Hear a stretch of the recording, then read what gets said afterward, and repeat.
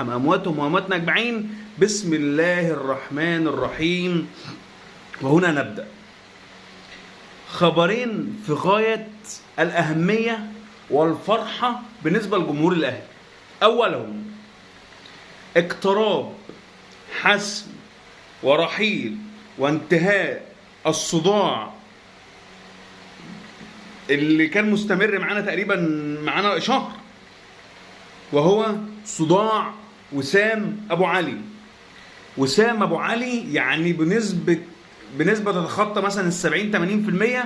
وسام أبو علي خارج النادي الأهلي وفي انتظار الرتوش الأخيرة، وتم يعني اقتراب حسم الصفقة، والصفقة هتجيب يعني مش عارف هتجيب ايه، ده هتجيب دولار في النادي تقريبا، النادي الأمريكي اللي راح وسام.